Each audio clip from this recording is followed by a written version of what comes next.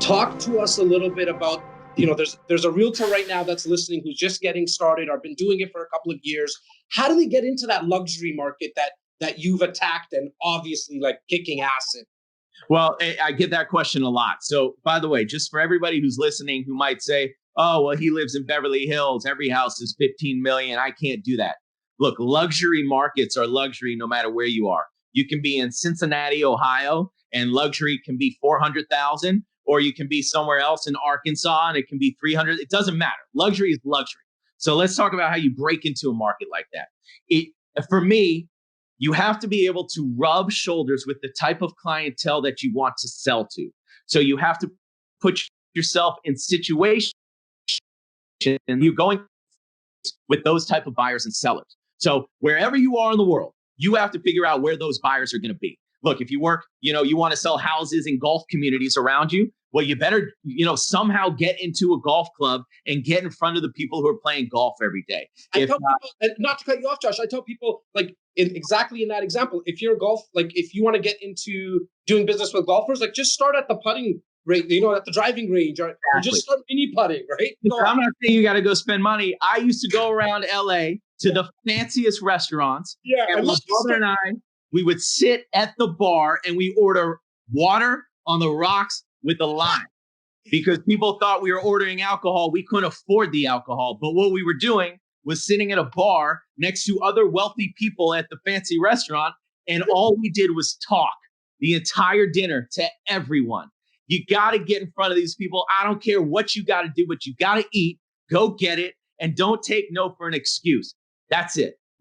Okay, I want to be really respectful of your time. I know I got only about another 4 or 5 minutes. I want to talk to you about some work-life balance. I can tell where your beautiful daughter, Lexi, gets her looks from. It's obviously your wife. You're a good-looking guy, but your wife, Heather, is obviously, for everyone who watches the show, they know.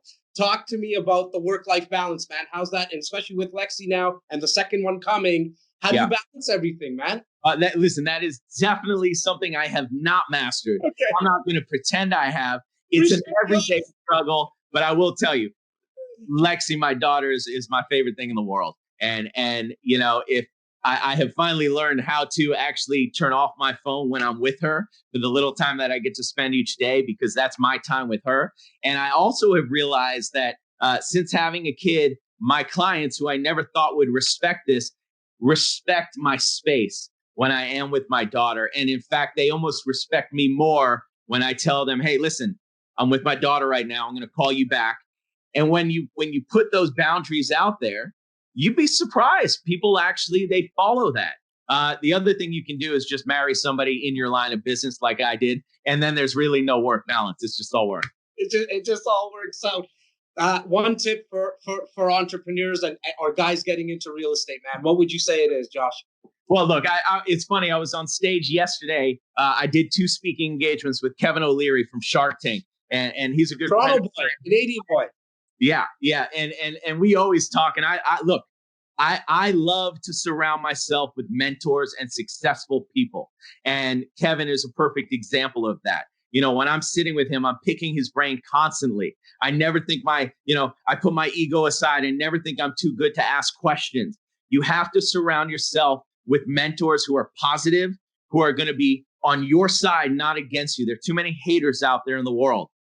Screw the haters, all right? That's just noise. I mean, if I went on my Instagram every day and read the messages of people talking smack, who needs that? No one has time for that. So surround yourself with successful people and use those connections. Use your friends as connections. In my business, everybody knows somebody who wants to sell a house. Okay. I don't care what you do for a living. I can guarantee you right now, we're talking to you. You know somebody who wants to buy and sell a house. So don't be afraid to ask for those introductions. Okay. These people are your friends. That's okay. That's what friends are for.